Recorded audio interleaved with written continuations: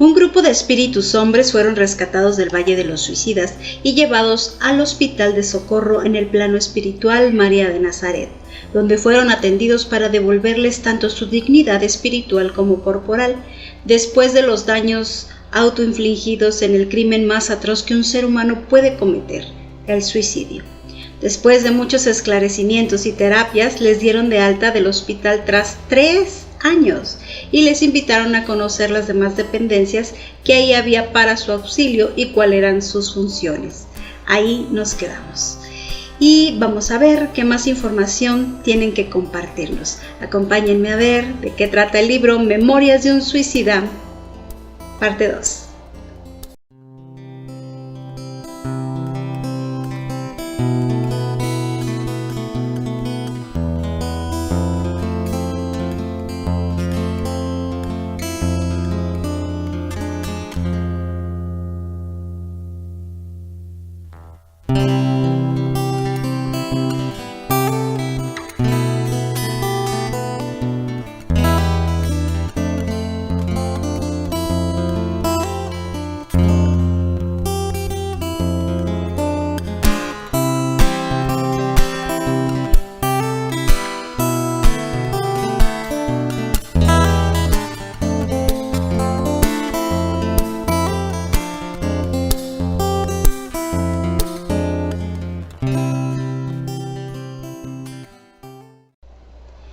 Continuaron su recorrido por las instalaciones de la colonia y llegaron al departamento de aislamiento, que era dirigido por un ex sacerdote católico que ofrecía consuelo y evangelización para los que eran recluidos en este sitio, entre ellos nuestro viejo amigo, ya conocido, Jerónimo, aquel comerciante de Oporto, de Portugal, cuya rebeldía lo llevó a ser residente de este departamento.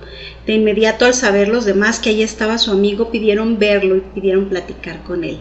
Sí estaba más recompuesto, ya iba entendiendo más lo que estaba sucediendo con él, cuál era su estado, incluso había logrado la respuesta de la divinidad a sus plegarias, la respuesta de la Madre María de Nazaret a sus sentidas oraciones para la ayuda de sus hijos en desgracia, Margarita y Albino, que ya conocimos su historia en la otra parte, quienes quería que fueran apartados del mal camino al que habían caído a causa del abandono por suicidarse.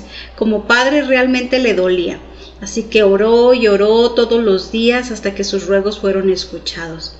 Nos cuentan incluso cómo recibió la noticia de que la ayuda había sido autorizada y que recibió un pergamino luminoso, con letras brillantes, azules como la luz de las estrellas, donde de la alta espiritualidad autorizaban una comisión de espíritus para ir a ayudar a sus hijos. Él, por obvias razones de su reclusión, no pudo ir, no podía asistir, pero se sintió muy complacido por la bondad con la que todos actuaron, pues de inmediato fueron a sacar a Margarita de un bar de mala muerte donde unos hombres groseros realmente la tenían constantemente humillada en su dignidad de mujer. La encontraron con las ropas desgarradas, ebria, descontenta y odiándose a sí misma por las circunstancias en las que se había permitido estar, ¿no? Golpeada por esos hombres incapaces de sentir alguna compasión. Pero al llegar los misioneros de la luz le dieron un pase magnético para hacer parecer que ella tenía una enfermedad grave. La hicieron sentirse mal y así que estos hombres cobardes huyeron ante el susto de que los pudieran culpar de algo si ella moría. La dejaron sola.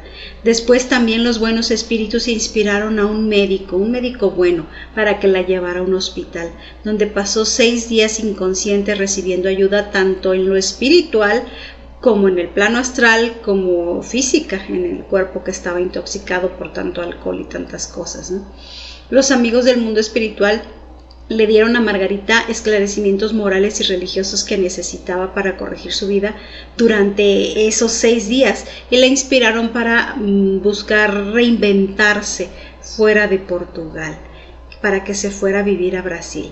Así, en cuanto ella despertó tras esos 6 días en el hospital, aunque no recordaba exactamente esas clases que había tenido allá en el mundo espiritual, sí sentía la intuición de hacer algo diferente. Entonces tomó decisiones en su vida que la llevaron a hacer dicha reforma. Se fue como empleada doméstica de una buena familia a Sao Paulo, a Brasil. En cuanto a su hermano Albino, pues también fue ayudado a salir de la cárcel por un policía que era espírita y quien le empezó a adentrar en los pormenores de esta doctrina. Así Jerónimo estaba muy agradecido con la divinidad y listo para preparar su futura vuelta a la carne en una reencarnación expiatoria bastante complicada, dado su condición de suicida. El siguiente departamento que visitó el grupo fue el departamento de reencarnación, donde pudieron conocer de primera mano cómo se planea la vuelta a la carne tras una profunda investigación que hacen los mentores y los guías, quienes investigan hasta el más mínimo detalle de la vida, la personalidad, la mente y el alma de cada individuo para poder dar instrucciones y hacer un plan de cómo habría de ser su vida en la siguiente reencarnación. Nos platican que ahí tardan de 1 a 2 años recluidos en esa planeación minuciosa, punto por punto, ya que nada debe quedar fuera. Muchas son las consideraciones que se toman en cuenta y que no deben ser vistas como fatalidades para los deudores suicidas, porque a veces dicen, ay, ¿por qué yo tengo que pasar por esto? Y les empieza a entrar el miedo y no deben de verlo así, sino como si es un encadenamiento, pero dicen un encadenamiento amoroso de causas y efectos, sin olvidar que todo lo que van a vivir pues son consecuencias de lo que ellos mismos crearon, ¿no? Dicen que muchos, estando en estas instancias de planeación, al ver todo lo que van a enfrentar, pues les entra el miedo. Se asustan y lo posponen, ya sea por ese miedo o por incapacidad de que dicen no voy a poder enfrentar todas estas circunstancias, y mejor se retiran a seguir preparándose, a seguir estudiando, tomando clases de espiritualidad, de muchas cosas, hasta que se sientan listos, hasta que sientan que tienen la fuerza espiritual para volver a la carne y enfrentar lo que saben que van a enfrentar.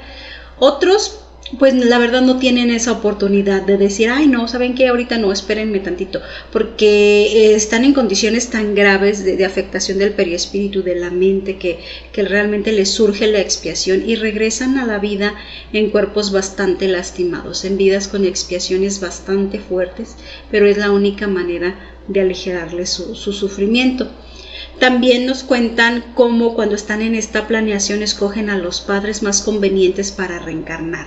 O sea, los guías hablan con ellos, con los padres, los llevan en astral, en el desprendimiento durante el sueño, y tratan de llegar a acuerdos para que reciban a estas almas que son tan perturbadas.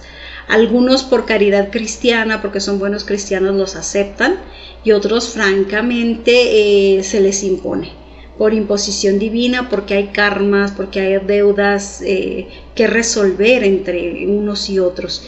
Y de plano hay otros que dicen no y los rechazan. Y dicen, no, yo quiero tener un hijo sano, yo no quiero tener un hijo enfermo, a mí no me vean, yo no quiero, porque por lo general los suicidas reencarnan enfermos.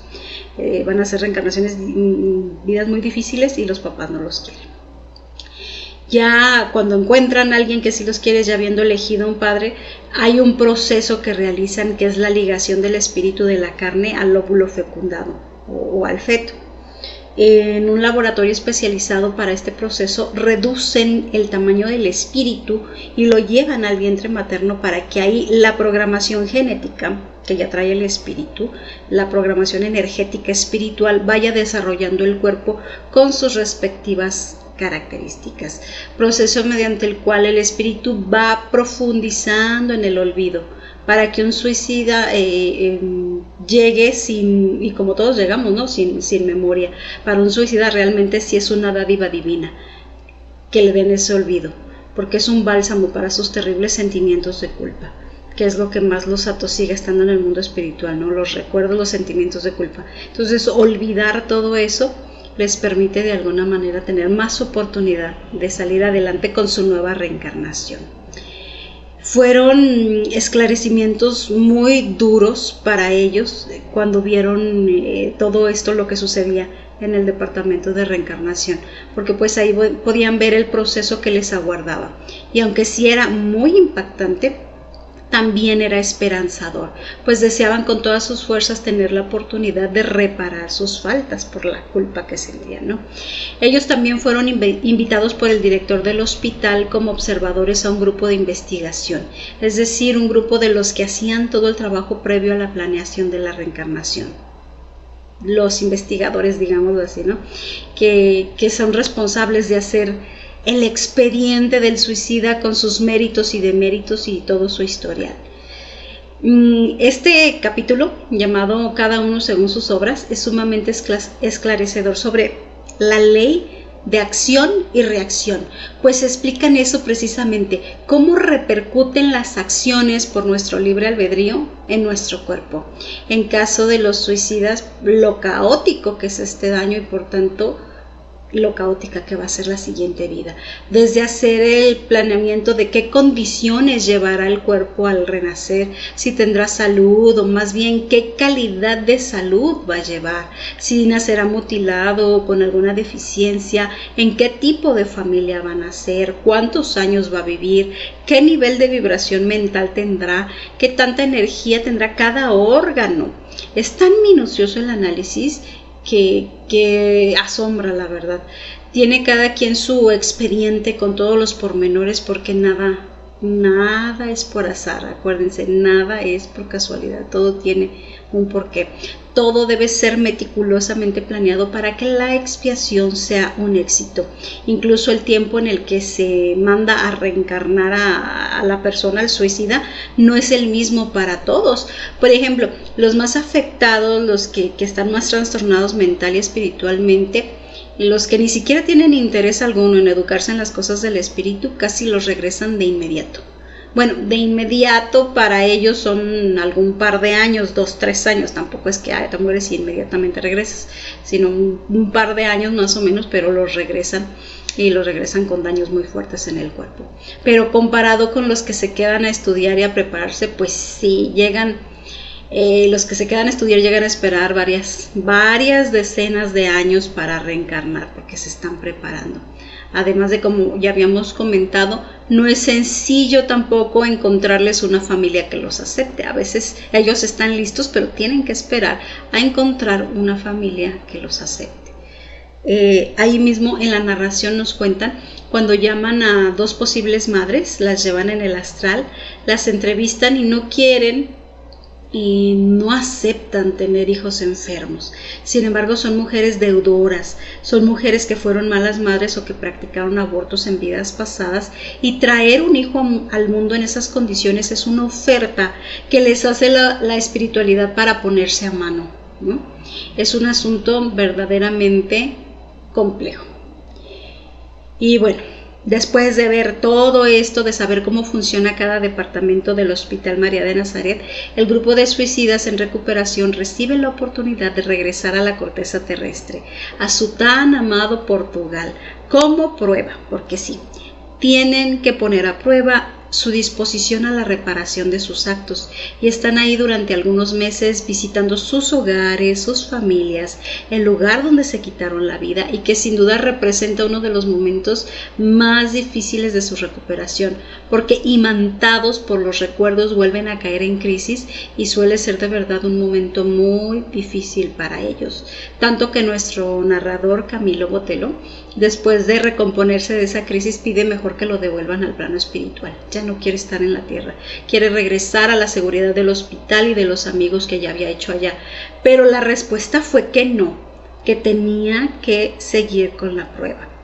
Se apoyaban entre amigos y hasta intentaron comunicarse con sus seres queridos a través de mediums, a través de cartas que les dictaban a los mediums, pero vieron que eso no era posible, o sea, no servía de nada. La gente encarnada no creía en nada de eso y solo acarreaban penas al mensajero, al medium, al enfrentar las burlas en su nombre, ¿no? Él llevaba las cartas: oye, imagínate, tu amigo fulanito que se suicidó te escribió una carta desde el más allá y aquí la tienes. No, pues nadie aceptaba eso.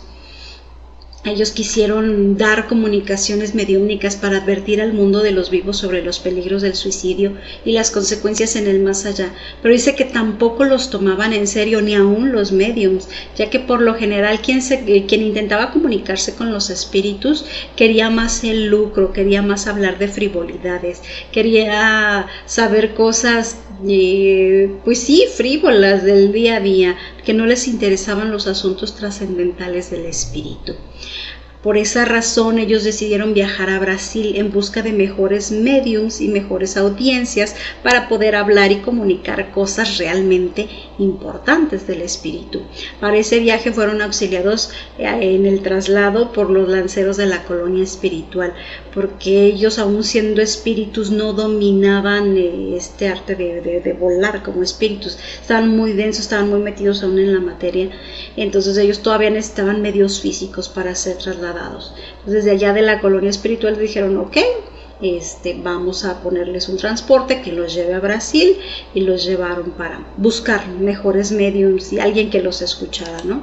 E incluso algunos de sus mentores los acompañaron, los llevaron a casas espíritas en Brasil, pero dicen que a pesar de que hablaban ambas patrias, Brasil y Portugal, el portugués, pues el idioma representaba un severo problema, porque dice que las diferencias eran abrumadoras, que a veces no se podían ni comprender.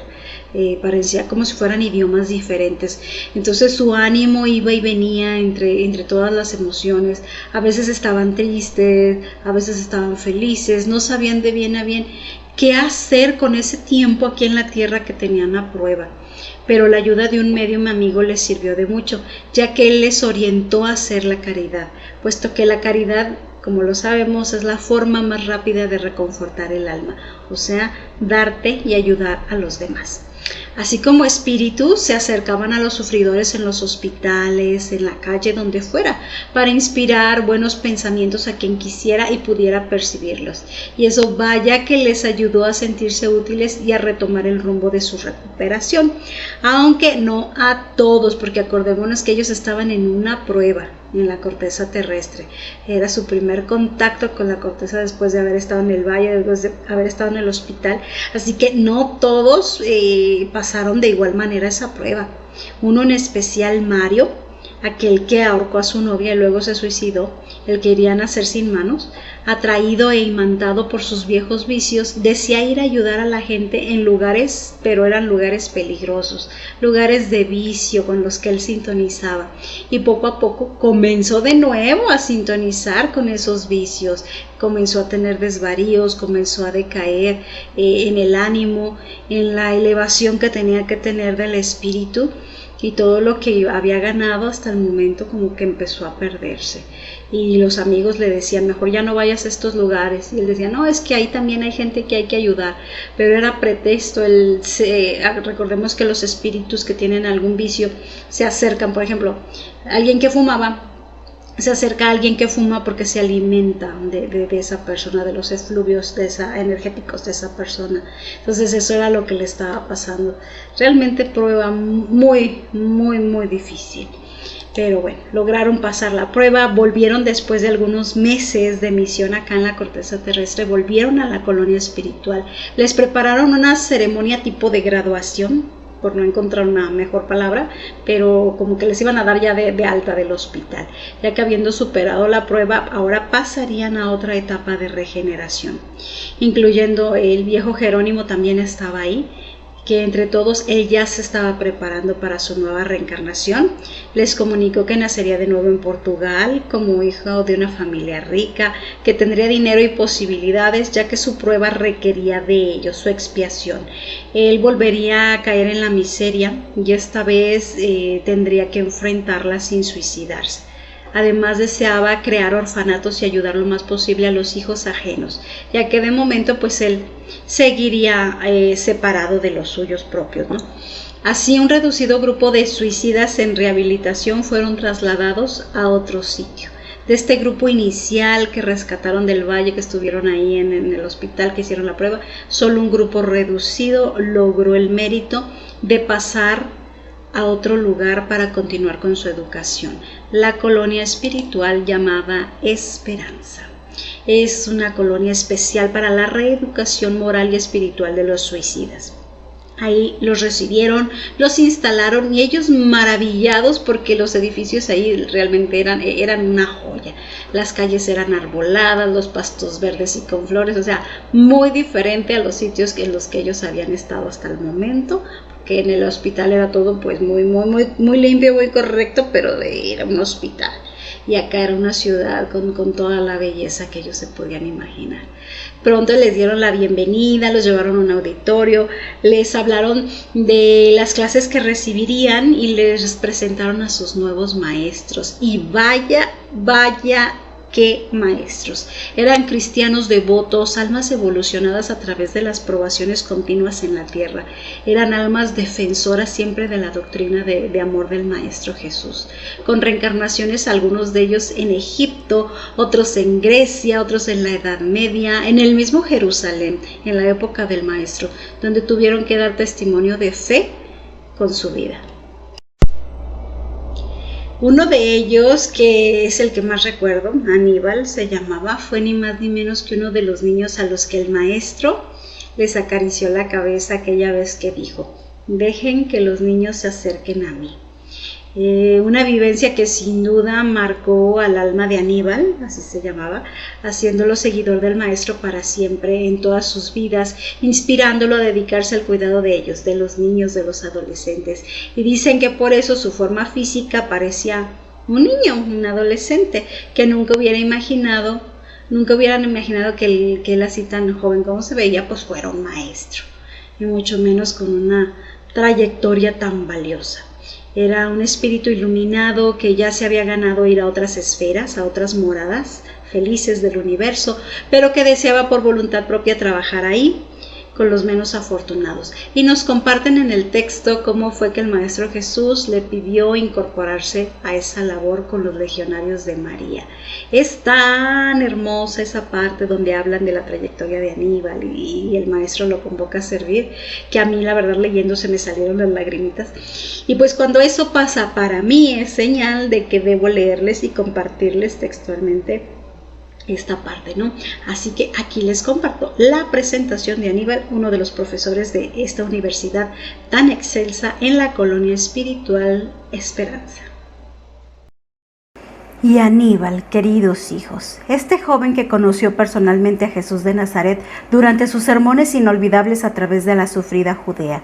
Aníbal de Silas, uno de aquellos niños presentes en el grupo que Jesús acarició cuando exclamó, demostrando la inconfundible ternura que una vez más expandía entre las ovejas aún vacilantes: dejad que los niños vengan a mí, porque de ellos es el reino de los cielos.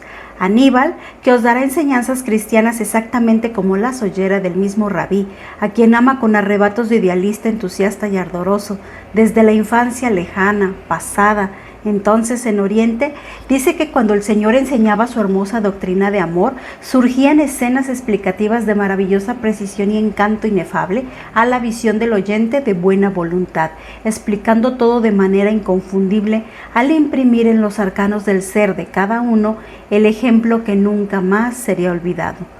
Por eso, hablando, conseguía el gran enviado refrenar con una serenidad inalterable multitudes hambrientas por largas horas, dominar turbas rebeldes, arrebatar oyentes, convencer corazones que o se arrodillaban a su paso, tímidos y aturdidos, o se prendían a su doctrina para siempre, encantados y fieles.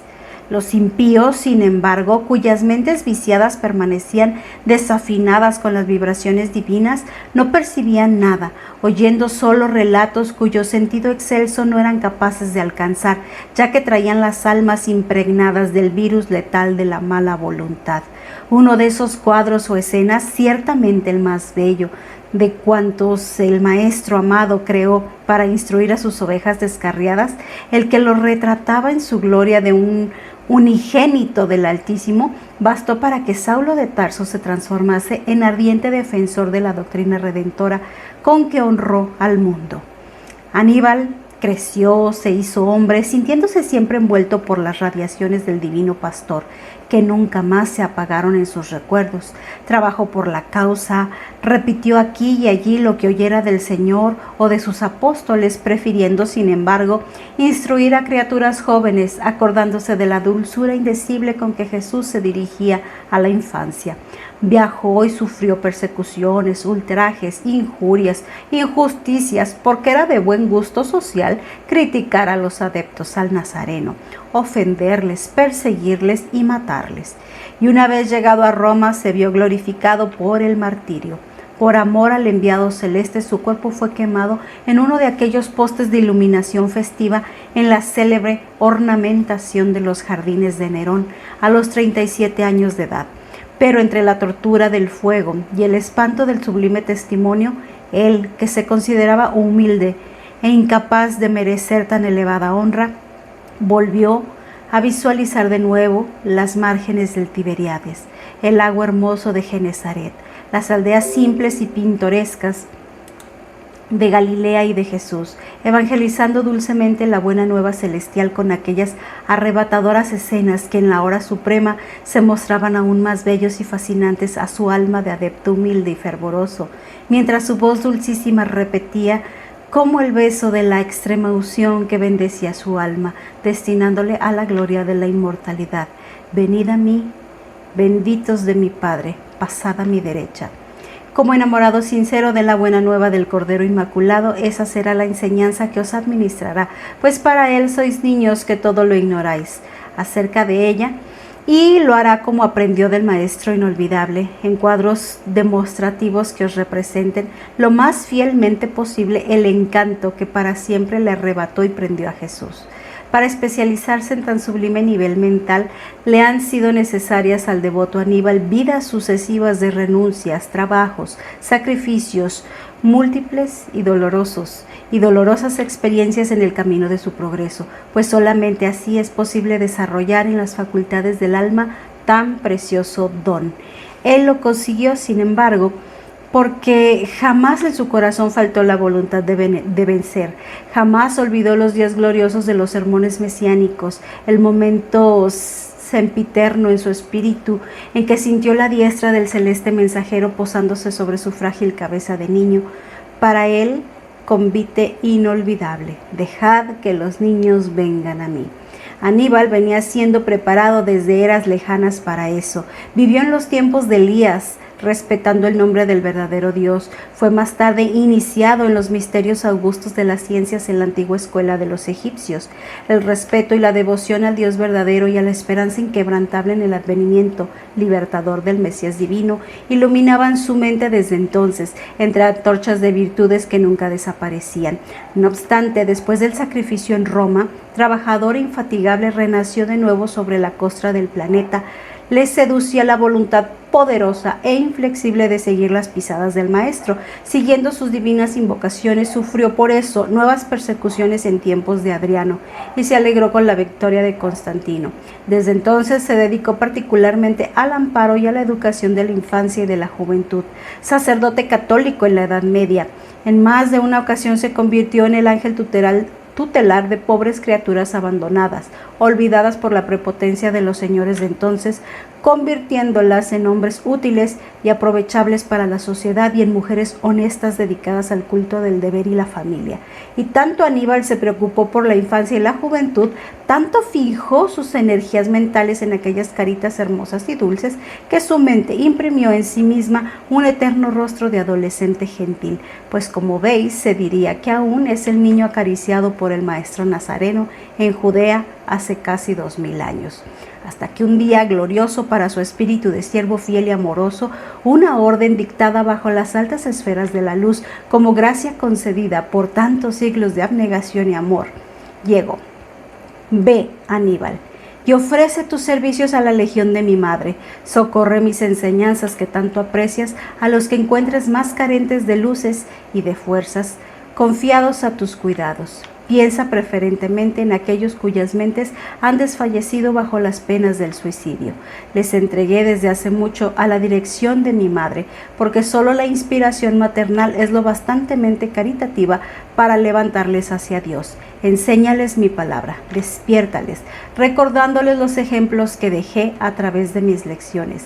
Enséñales a amar, a servir, a dominar las pasiones oponiendo a ellas las fuerzas del conocimiento, a encontrar el camino de redención en el cumplimiento del deber que tracé para los hombres, a sufrir con paciencia porque el sufrimiento es anuncio de gloria y palanca poderosa del progreso.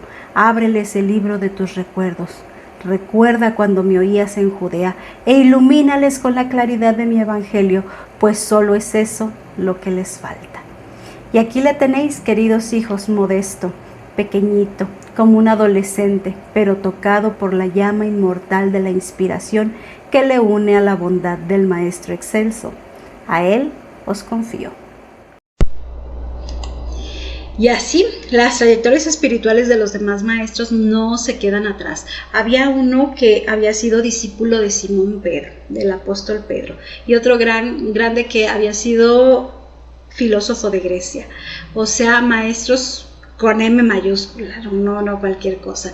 Y es que estarían auxiliando a ese grupo en recuperación durante su instrucción, durante su expiación en la siguiente reencarnación y hasta cuando regresaran de nuevo al mundo espiritual. La siguiente reencarnación para ellos sería crucial, de verdad, era un examen espiritual muy fuerte y no iban a quedar libres totalmente de aquel error del suicidio hasta reencarnar, cumplir los objetivos de la reencarnación y volver ahí de nuevo a ese instituto para recibir el visto bueno de los profesores de que ya habían completado su rehabilitación. Entonces les darían un pase para poder acceder a otras colonias espirituales y continuar con el camino de evolución que todos tenemos.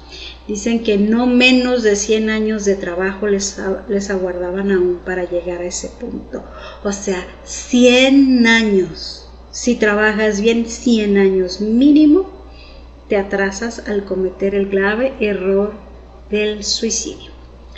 Los alumnos en esta instancia seguían siendo espíritus apegados a viejos pensamientos y formas del mundo material, por lo que para evitar conflictos seguían limitándolos un poquito, ya menos, pero sí por ejemplo seguían limitando el contacto entre hombres y mujeres suicidas.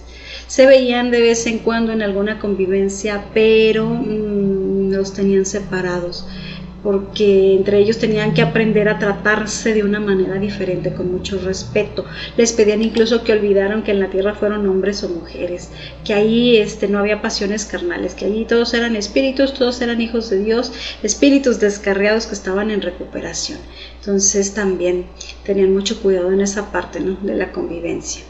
Y nos describen, hay una parte donde nos describen cómo eran sus clases. Nos describen la primera clase que tomaron, que fue precisamente con Aníbal, con este profesor del que hablamos, con cara de adolescente, quien les dio una cátedra de filosofía y moral, una clase magistral que les quedó grabada en la mente, pero para el resto de sus vidas. O sea, no solo era el contenido de las clases, que de verdad era excelso, donde analizaron la trayectoria de la humanidad desde la creación y su evolución, sino la manera en que esta clase era impartida, pues el profesor Aníbal, haciendo uso de sus extraordinarios dones espirituales, lograba proyectar las imágenes, los recuerdos de su propia mente en una pantalla, haciendo que los alumnos prácticamente fueran testigos de primera mano de lo que él narraba.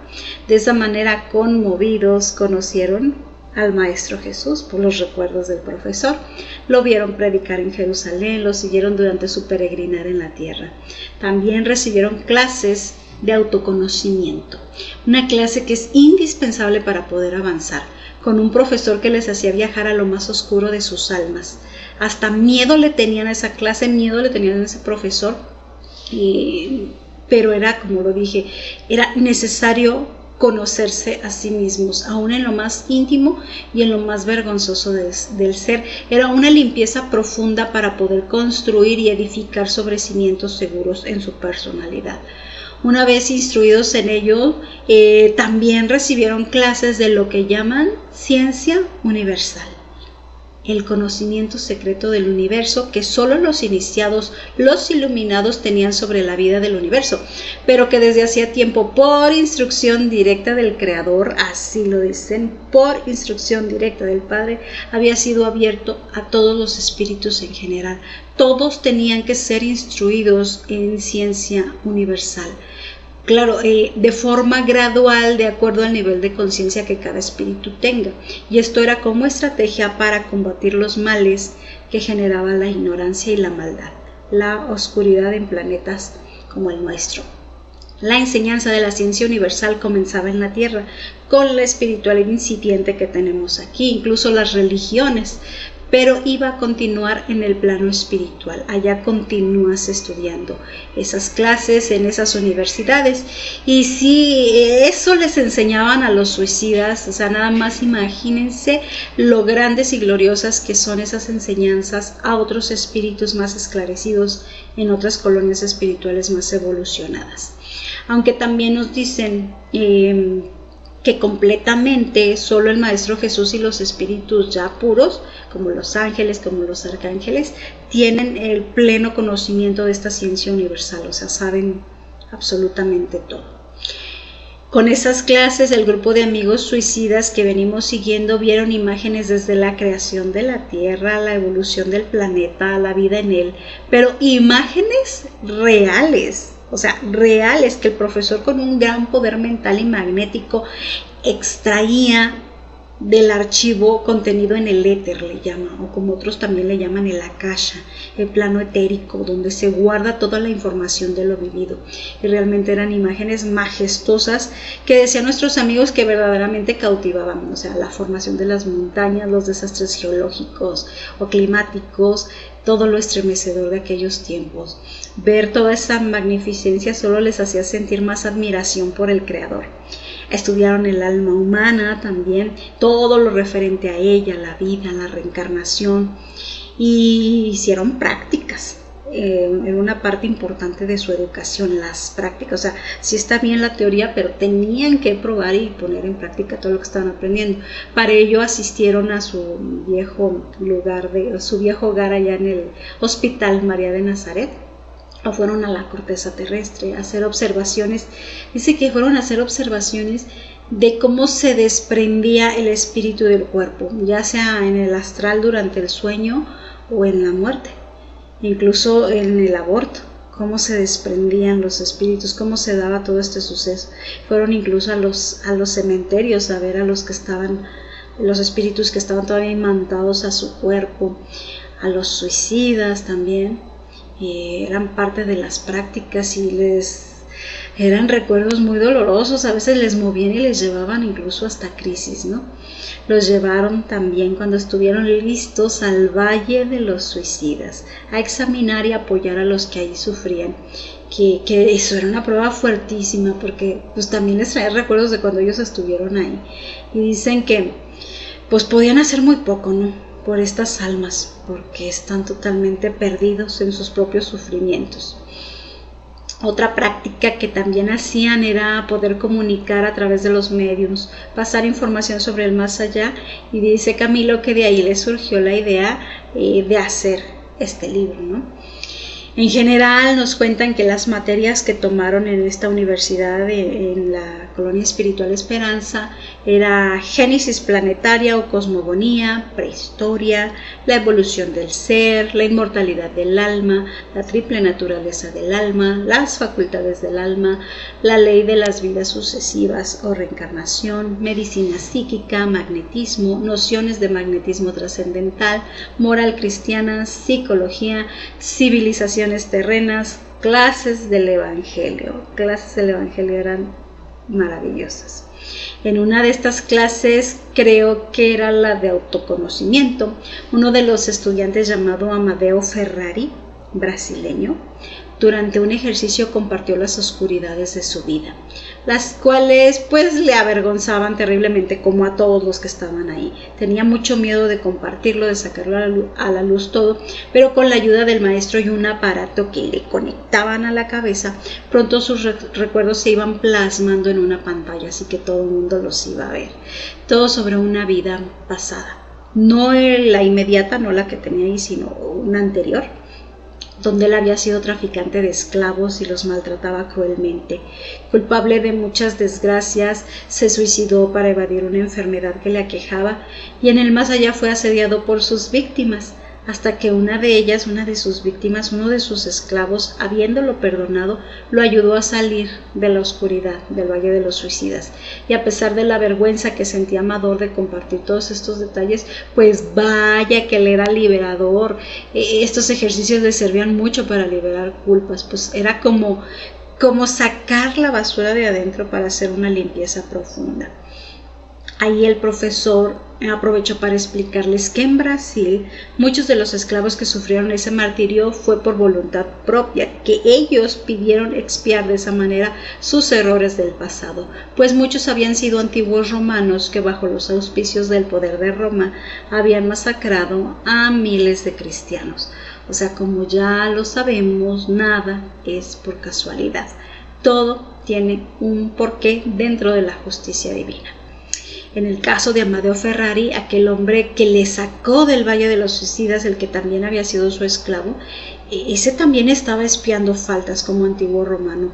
Y al comprender eso fue que se le facilitó perdonar al verdugo, ¿no? Porque el verdugo que lo estaba asediando hoy, pues fue su víctima en una vida pasada. Por eso le ayudó. Y no solo eso, el esclavo llamado Fenicio, él pidió ser padre en la siguiente vida de este hombre, de Amadeo.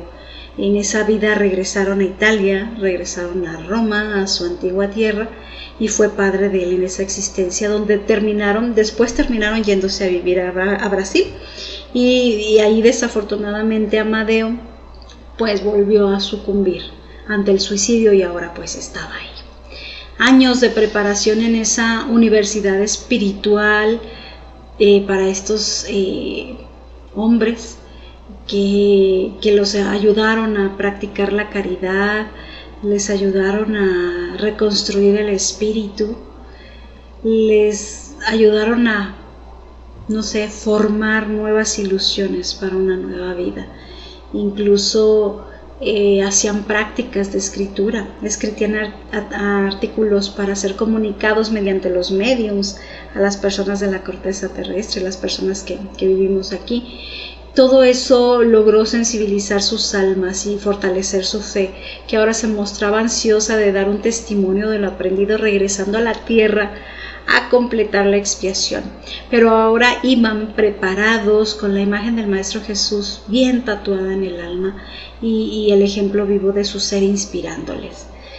Hablaban también de personalidades que los visitaban, grandes personalidades que los visitaban ahí, a veces a dar conferencias, a dar cátedras, a hacer algunas actividades, como Víctor Hugo y Chopin, que inspiraron a estos grupos de suicidas asistiéndolos en algunas de sus actividades en la colonia Esperanza, dice, exaltando los corazones con el arte y la suprema belleza y con el ejemplo de las vivencias tanto en la tierra como en el plano espiritual.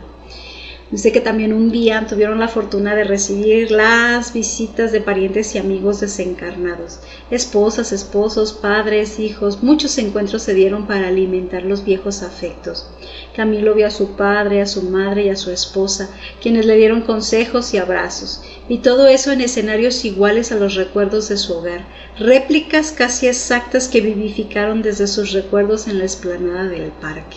O sea, todo lo que puede hacer la mente, ¿no? Ellos se reunieron en un parque, pero plasmaban ahí como si fuera la habitación de la sala de tu casa, o sea, el recuerdo vivido. Muy hermoso que fueron esos reencuentros. Y uno de los amigos de Camilo, que se llama Belarmino, él vio a su mamá, se reencontró en esa reunión con su mamá, quien había muerto 6 meses después de que él se suicidó, y también la señora vagó por las sombras hasta que fue auxiliada para su recuperación espiritual, y allí se encontraron al fin madre e hijo, y ese encuentro pues sí, vaya que les marcó las experiencias. Otro suceso que los marcó fue 2 años después, cuando Camilo pudo acceder a memorias de su vida pasada. En estas clases de autoconocimiento, con ayuda de sus profesores, él pudo recordar cosas de sus vidas pasadas y se llamaba Epaminondas, el profesor, nombre complicado, ¿no?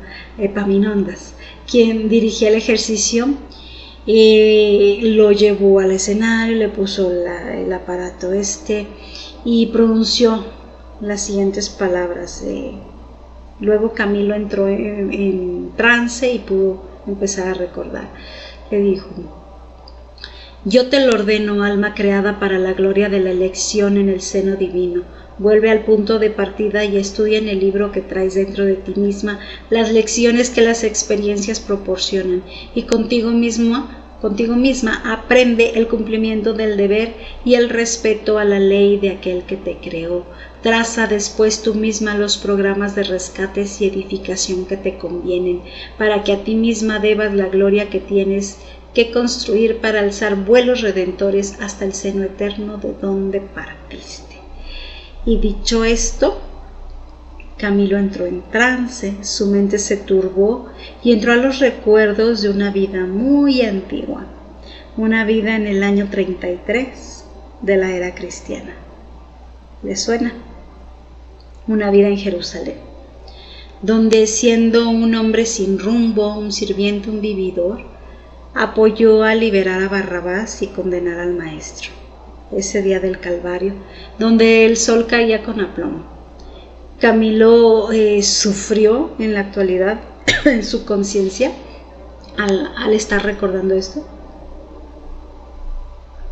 Él, al ver que estaba ahí acusando al maestro, empieza a llorar y a decir: oh, Dios mío, ¿cómo pude haber hecho esto? ¿No? Pedía perdón, imploraba, ahora seguía al maestro Jesús, ahora lo quería. Y entonces el profesor le dijo: adelante, alma, creación divina, prosigue sin desánimo, que de la lectura que ahora haces en ti misma es necesario que salgas convertida al servicio de ese maestro que ayer apedreaste. Entonces él sigue los recuerdos, dice que lo siguió en el Calvario, lo insultó a él y a su madre, a María, que ahora lo estaba auxiliando, lo refugiaba ahí, ¿no?, en calidad de suicida en esa ciudad. Que en aquella vida él siguió denunciando cristianos por afición, le encantaba, era un placer para ello verlo sufrir, lo disfrutaba. Fue también de los que apedreó a Esteban. Él se sentía que era un monstruo de maldad, que odiaba lo noble y lo bello. Él era forajido que venía de las Galias, no era judío, pero sin saberlo despreció esa enorme oportunidad de regeneración moral que se le otorgaba. O sea, habiendo vivido ahí, habiendo conocido al maestro, estando en ese momento excelso de la presencia del maestro en la tierra, esa alma desperdició esa oportunidad y la siguió desperdiciando en la erraticidad, en el mundo espiritual, cada que llegaba entre los espacios de las reencarnaciones, vagando por los umbrales, haciendo las mismas maldades ahí que cuando vivía. Sus reencarnaciones siempre fueron entre cristianos y siempre fueron sufridas, dado su ausencia de virtudes y su afinidad con las ambiciones, y tenía deficiencia de virtudes del espíritu. Estuvo en Francia o en la península ibérica siempre, y aunque en las últimas vidas practicaba la religión, en realidad no comprendía sus elevados alcances para el alma, solo lo hacía por costumbre, por poder, por otros motivos, pero no por una convicción real. En especial también recordó una vida que tuvo a finales del siglo XVII que lo llevó a estar en una prisión en el mundo espiritual. En esa vida en Toledo, tras el rechazo de la mujer que él amaba, decidió convertirse en sacerdote, y no por vocación, sino por ansias de poder y de venganza. Una venganza que le llegó 15 años después, cuando en su posición como inquisidor denunció al marido de aquella mujer y lo sometió a terribles torturas. Además, se valió de ello para hacer que la mujer cayera en sus insanas propuestas, y aún así, logrando poseerla a la fuerza, vio que ella jamás lo iba a amar, y aún más adolorido le cegó la vista al torturado marido, para después devolverlo a brazos de su mujer. El pobre hombre, ya ciego, no resistiendo todo lo que estaba pasando, se suicidó. Esa es la situación de expiación que cargaba Camilo Cándido Botelho, por la cual en esta vida se había quedado ciego y por la cual volvería a estar ciego en su siguiente vida, porque era su expiación. También Camilo nos cuenta que tras 10 años de estancia en la colonia Esperanza, de estudios estos maravillosos y fuertes, por fin le permitieron visitar el área de hospital destinado a las mujeres. Saben que habían estado separados y nunca habían ido, pues fue a visitar el hospital donde estaban las mujeres. Sé que materialmente era casi igual al de ellos, todo igual, solo que en vez de enfermeros, enfermeras, mujeres, pero con casos mucho más graves, que había muchas mujeres que no solo se habían suicidado, sino que además habían cometido abortos. Y que verlas era sumamente triste y hasta aterrador, puesto que habían deformado su perispíritu al grado de casi no parecer humanas, que estaban en una locura total, asediadas por las culpas y hasta por los espíritus de sus víctimas inocentes, que llevaban tatuados en la piel, así como forma de fetos, tatuajes, energías plasmadas en el cuerpo. Incluso algunas tenían entidades oscuras que les rondaban la cabeza como si fueran moscas. Era un estado deplorable que solo comenzaría su rehabilitación con una reencarnación expiatoria en condiciones bastante graves, tan graves que tendrían que ser en un planeta inferior a la Tierra, o sea, no en la Tierra, no van a reencarnar en la Tierra, no ahorita. Primero tenían que hacer unas vidas allá, y que les tomaría siglos siquiera volver a un estado mínimo de dignidad espiritual. Terrible, terrible el caso. Suicidio más aborto son dos de los crímenes más complicados, más sancionados por la espiritualidad. 50 años, como lo oye, se cumplieron de la estancia de Camilo en el mundo espiritual. Y ya todos sus amigos habían reencarnado. Ya todos habían estado, ya estaban allá en la expiación acá en la tierra. Y él empezaba a sentir que ya no podía posponer más ese momento. Le daba vergüenza encontrarse de vez en cuando con algunos de sus antiguos profesores, que él ya no estaba en clases, él ya había superado todos los cursos. Y los maestros seguían preguntándose pues cuándo iba a tener el valor, ¿no?, para ir a enfrentar esa expiación. Frecuentemente, como espíritu, visitaba a sus amigos ya reencarnados y veía cómo llevaban a cabo los planes que ellos mismos habían trazado para sus vidas, ¿no? Y al fin, después de verlos ahí, bueno, él se propuso regresar. Ya notificó a las autoridades, a sus maestros, se despidió de todos, le hicieron una fiesta de despedida. Antes se tomó un curso de Esperanto. No sé si ya les he hablado de esto, pero esto es maravilloso.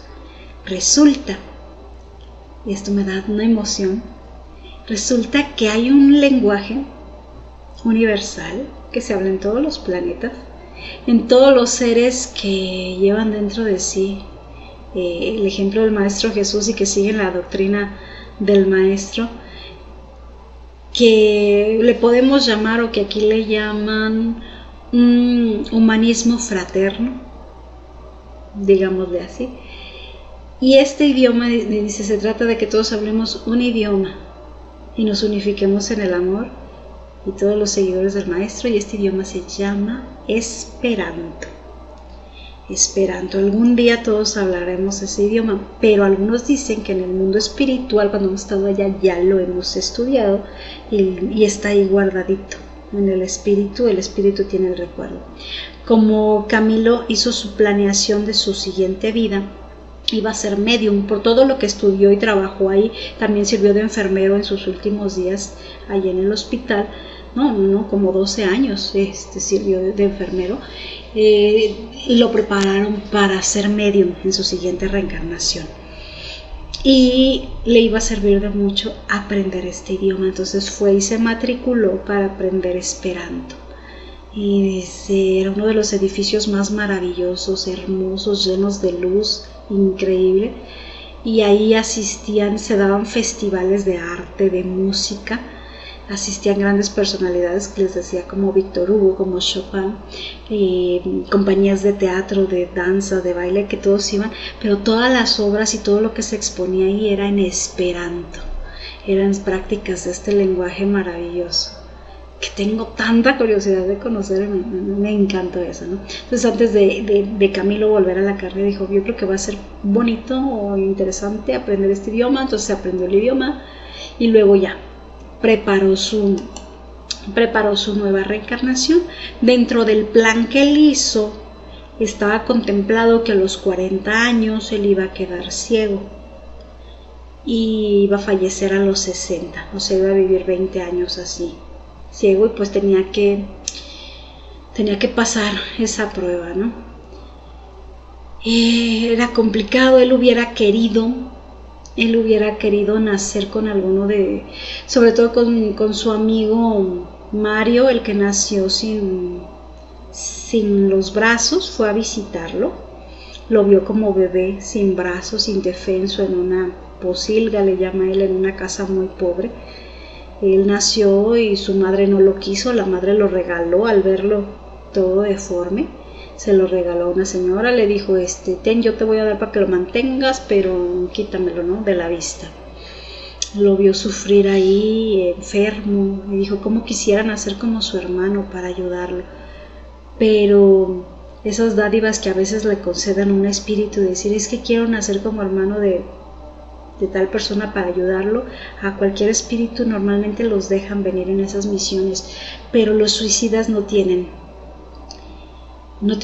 casi voz ni voto en lo que elección en eso. Ellos, que los dos son deudores y cada uno tiene que vivir por su parte su expiación. Entonces le dijeron, no, es que tú no puedes ir como su hermano, o sea, tú tienes que vivir aparte, ¿no?, tu expiación. Y pues sí, así la vivió. Entonces llega al final de nuestra historia.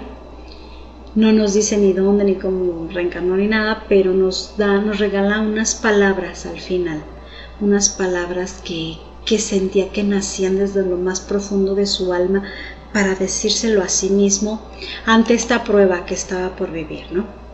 Y estas son sus palabras. Decía: valor, peregrino. Vuelve al punto de partida y reconstruye tu destino y llena de virtudes tu carácter con el dolor educador. Sufre y llora resignado, porque tus lágrimas serán el manantial bendito donde saciará tu conciencia sedienta de paz. Deja que tus pies sangren entre los cardos y las aristas de los infortunios de las reparaciones terrenas, que tu corazón se despedace en las forjas de la adversidad, que tus horas se envuelvan en el negro manto de la desilusión, llenas de angustia y soledad.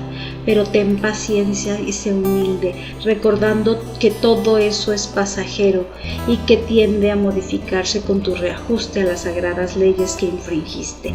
Y aprende de una vez para siempre que eres inmortal, que no será por los desvíos temerarios del suicidio donde la criatura humana encontrará el puerto de la verdadera felicidad. ¿Qué tal? Impresionante, tremendas lecciones que nos deja esta obra excelsa sobre las memorias de un suicida. Nuestro agradecimiento para él, para Camilo Cándido Botelho, donde quiera que se encuentre, que ha de estar ya mucho mejor después de la expiación que le tocó vivir, y para la medium que lo psicografió, claro que sí, para Ivondo Amaral Pereira. Nos dan mucho que reflexionar, mucho que pensar. Yo espero que les haya gustado este resumen. Les doy las gracias por acompañarnos y nos vemos en la próxima edición de qué trata el libro. Hasta la próxima.